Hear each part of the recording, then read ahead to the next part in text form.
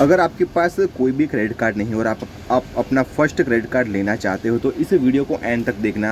आपको दोस्तों थोड़ा बहुत आइडिया हो जाएगा किस तरह से आपको अपना फर्स्ट क्रेडिट कार्ड लेना है। ठीक है, ये SBI का BPCL ऑक्टेन क्रेडिट कार्ड है। ठीक है, इसकी जो हम चार्जेस की बात करें तो 1500 रुपये इसका चार्जेस है। ज्वाइनिंग फ़ी एंड एनुअल फ़ी भी 1500 रुपये। ठीक है, पर 1500 रुपये हमें पॉइंट्स के रूप में मिल जाते हैं तो कोई दिक्कत वाली बात नहीं है। ठीक है, तो आज के इस वीडियो में हम जानेंगे किस वजह से मैंने इस कार्ड को लिया है और आपको भी किस वजह से कार्ड को लेना चाहिए। फर्स्ट ऑफ ऑल मैं क्लियर कर दूं, मेरे पास कोई भी अनसिक्योर कार्ड नहीं था। ठीक है, ये मेरा पहला अनसिक्योर क्रेडिट कार्ड है।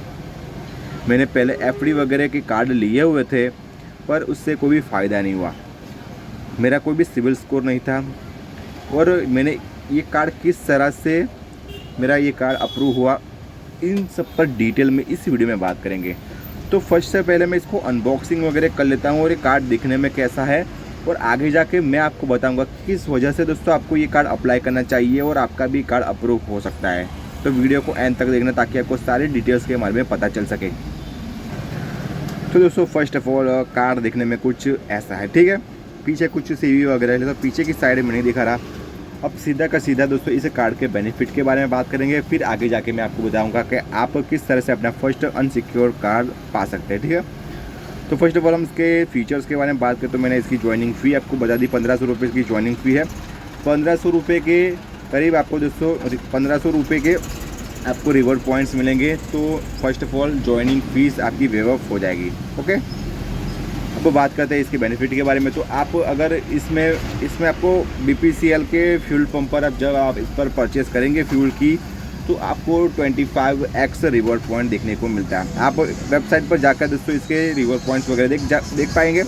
मैं ज़्यादा डिटेल में बात नहीं करूँगा इसके बेनिफिट पे। हमारा मेन टॉपिक है कि आप किस तरह से अनसिक्योर कार्ड पा सकते हैं। फर्स्ट ऑफ ऑल दोस्तों ये मेरा फर्स्ट अनसिक्योर कार्ड है, वो भी SBI का। तो बहुत बड़ी बात है कि SBI जनरली इस तरह से नहीं देता, पर आप ज़रा SBI का ग्राफ देखेंगे तो सबसे ज़्यादा जो क्रेडिट कार्ड बांटने वाली कंपनी वो SBI है, फिर दूसरे नंबर की है HDFC और तीसरे नंबर की मेरे हिसाब से एक्सिस है।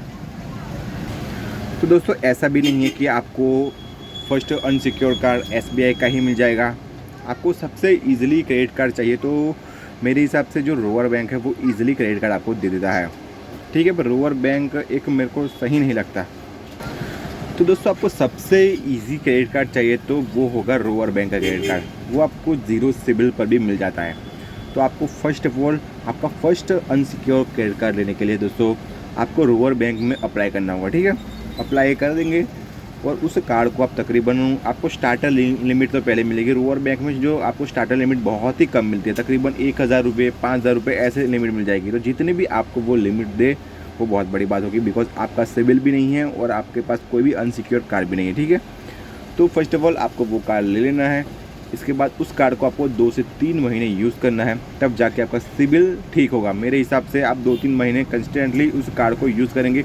आपको यूज़ करने का मैं आपको पैटर्न समझा देता हूँ। मेक सपोज आपको उस कार्ड ने लिमिट दी 5000 रुपये की। ठीक है, 1000 रुपये से 5000 रुपये की, तो आपको उस कार्ड को तकरीबन 30% यूज़ करना है। 30-40% की आपको 5000 रुपये लिमिट मिली है तो 1500 रुपये के करीब आपको यूज़ कर लेना है। 15 से 2000 रुपये के करीब यूज़ कर सकते हैं। अगर आपको 1000 रुपये की लिमिट मिली तो आप 500 रुपये का तक यूज़ कर सकते हैं। आपको UPI की बात कर रहा हूँ, UPI में यूज़ करेंगे तो फिर आपको बिल पेमेंट करना है। ऐसा भी मैं नहीं कहूँगा कि आपको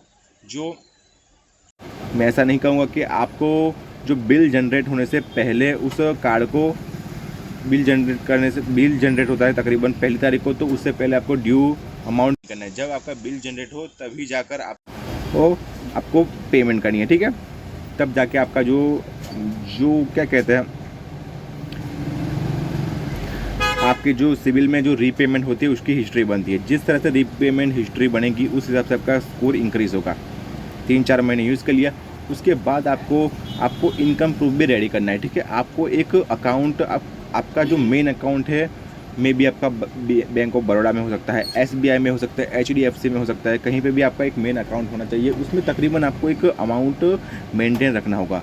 मेरे हिसाब से आपको 70-80 हज़ार रुपये तक का अमाउंट आपको उस बैंक अकाउंट में मैंडेट रखना ही होगा, यानी कि एवरेज बैलेंस रखना होगा। ठीक है, एवरेज बैलेंस होगा तब जाके आपका जो इनकम प्रूफ है वो तैयार होगा। अभी हमने सिविल स्कोर तो रेडी कर दिया रोअर बैंक की मदद से। रोअर बैंक नहीं करना है तो आपको एफडी पर करना है, पर आपको एफडी लेने की ज़रूरत नहीं है, रोअर बैंक में आपको मिल जाएगा। हमारे सिविल स्कोर रोअर बैंक ने तैयार कर दिया।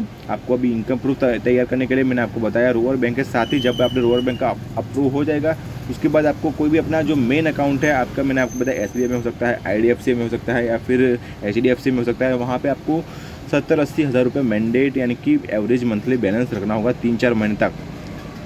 मिनिमम आपको 3 महीने में आपको रिकमेंड करती हूँ, बिकॉज जो आप कार्ड अप्लाई करते हैं तो 3 महीने तक का आपको जो एवरेज मंथली बैलेंस वो मांगते हैं इनकम प्रूफ के तौर पर। ठीक है, हो गया। फिर जब जाके 3 से 4 महीने के बाद आपका सिबिल स्कोर तकरीबन 760 तक पहुंच गया होगा मेरे हिसाब से, आपका इनकम प्रूफ भी रेडी हो जाएगा। तब जाकर आपको दोस्तों फिजिकली ऑनलाइन अप्लाई नहीं करना है कार्ड को, आपको जाना है SBI के ब्रांच में। ठीक है, SBI के ब्रांच में जाएगा तो जो क्रेडिट कार्ड एजेंट होता है उससे बात करेंगे, आपको समझाना है सब कुछ। तब जाकर दोस्तों वो आपसे सब कुछ डिटेल मांगेगा।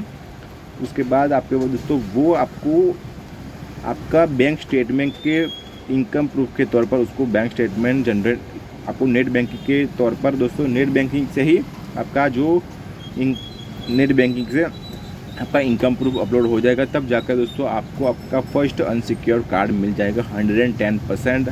आपको सेल्फ एम्प्लॉयड सेलेक्ट करना है। आपको कोई भी दोस्तों उसमें आपको कोई भी एक बिज़नेस देना होगा। अगर आप बिज़नेस करते हो तो, और आप जॉब करते हो तो तब तो टेंशन वाली बात ही नहीं है, बिकॉज आपकी सैलरी आती होगी तो फिर वो टेंशन वाली बात नहीं। सेल्फ एम्प्लॉयड में ज़्यादा दिक्कत होती है। तो आपको कोई भी अपने फ्रेंड वगैरह का कोई शॉप हो अच्छा खासा, उसको आप अपने बिज़नेस के तौर पर उसको दिखा सकते हो, फ्रेंड से बात कर लेना, हो जाएगा, ईजिली हो जाएगा। ठीक है, तो यही था फुल प्रोसेस। ठीक है, आई होप मैंने सारी डिटेल इस वीडियो में बात कर दी है, किस तरह से आप अपना फर्स्ट अनसिक्योर्ड कार्ड पा सकते हो। ये मैं हवा में बात नहीं कर रहा, मैंने किस तरह से अप्रूव करवाया। मेरे पास कोई भी अनसिक्योर्ड कार्ड नहीं था और मैंने सेल्फ एम्प्लॉयड के तौर पर लिया है। ठीक है, अगर आप सैलरी पर्सन हो तो आपको ईजिली प्री अप्रूव ऑफर हो जाते हैं अपने सैलरी अकाउंट में। पर ये मेरे पास कोई भी सैलरी अकाउंट नहीं था, मेरे पास ना ही कोई बिज़नेस इनकम प्रूफ था, यानी कि GST वगैरह होता है, ITR वगैरह कुछ भी नहीं था। सिर्फ मैंने अपने बैंक स्टेटमेंट के तौर पर ही इस कार्ड को अप्लाई किया है। मेरा जो करंटली सिविल स्कोर है वो 765 है और जो मेरा बैंक का बैलेंस है तकरीबन 70-80 हज़ार रुपये मेरे बैंक अकाउंट में मैंने जो मंथली एवरेज बैलेंस रखा था उसी तौर पर सब कुछ हुआ है। ठीक है, और सबसे बड़ा हाथ था वो बैंक एजेंट का। बैंक एजेंट के हाथ में भी सब कुछ होता है, वो किस तरह से डिटेल फिल करवाता है आपसे, उसने सारे डिटेल सही फिल की होगी। होता ही है कि जो बैंक एजेंट को सब कुछ पता होता है किस तरह से दोस्तों बैंक चीज़ें मांगती है, क्या इनकम मांगती है। तो आप सीधा ऑनलाइन अप्लाई करने से बचे, सीधा आप ब्रांच में जाके अप्लाई करेंगे तो अप्रूव होने के चांसेस ज़्यादा है। और मैंने जिस मेथड से आपको बताया उस हिसाब से ही आप करेंगे तो आपका कार्ड 110% बन के आ जाएगा आपके घर पर। उम्मीद है वीडियो आपको पसंद आएगा। वीडियो पसंद है तो वीडियो को लाइक ज़रूर करना, और इस कार्ड के रिलेटेड कोई भी कमेंट वगैरह तो मुझे कमेंट सेक्शन में ज़रूर पूछना। मिलता है नेक्स्ट वीडियो में। Take care guys.